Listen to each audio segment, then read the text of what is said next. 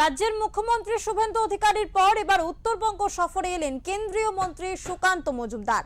এদিন বাগডোগরা বিমানবন্দরে সাংবাদিকদের মুখোমুখি হয়ে একাধিক রাজনৈতিক ইস্যুতে সরব হন তিনি।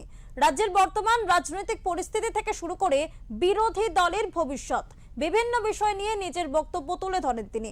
তৃণমূল কংগ্রেসকে কড়া ভাষায় আক্রমণ করে সুকান্ত মজুমদার দাবি করেন আগামী দিনে রাজ্যের রাজনৈতিক সমীকরণে বড় পরিবর্তন আসতে পারে। তার বক্তব্য, ভবিষ্যতে তৃণমূলের অস্তিত্ব ও প্রভাব নিয়ে প্রশ্ন উঠতে পারে এবং রাজনৈতিক পরিস্থিতি নতুন মোড় নিতে পারে। কংগ্রেস নেতা রাহুল গান্ধীকেও কটাক্ষ করতে দেখা যায় তাকে।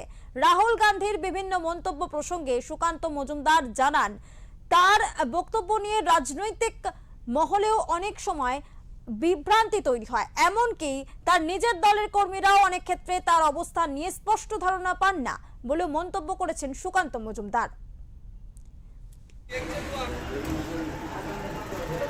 তৃণমূল পার্টিটা আগামী দিনে থাকবে না এই ইঙ্গিতই বহন করছে। পুষ্পা পালিয়ে গেছে দোকান থেকে। পুষ্পার বসও কোন দিন পশ্চিমবঙ্গ ছেড়ে পালায় সেটাই দেখুন। পশ্চিমবঙ্গের তৃণমূল কংগ্রেসের এখন যা অবস্থা, পার্টিটা আগামী দিনে কোথায় থাকবে, সংগ্রহালয়ে থাকবে নাকি রাস্তায় থাকবে না পার্টি অফিসের ভেতরে থাকবে, সে আগামী দিনে বোঝা যাবে।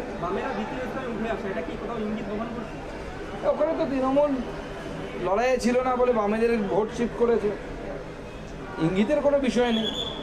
আগামী দিনে তৃণমূল যদি নিজের এলাকা ধরে রাখতে না পারে, অন্য তো কেউ ধরবেই, কোনো না কেউ আসবে।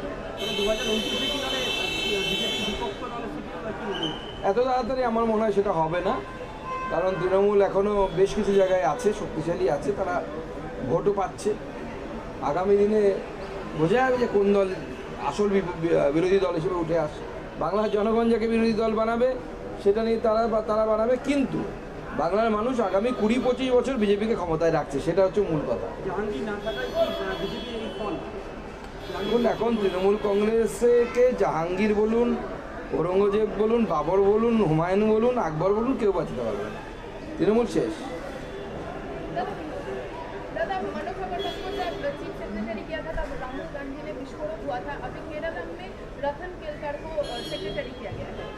देखिए, राहुल गांधी जी की बात को उतना तवज्जो मत दीजिए। राहुल गांधी जी कब क्या बोलेंगे, कब क्या करेंगे, उनके पार्टी वालों को भी उनके ऊपर भरोसा नहीं है। राहुल गांधी जी के इसलिए मैं बोलूँगा कि राहुल गांधी जी का अभी गर्मी बहुत ज़्यादा बढ़ रही है।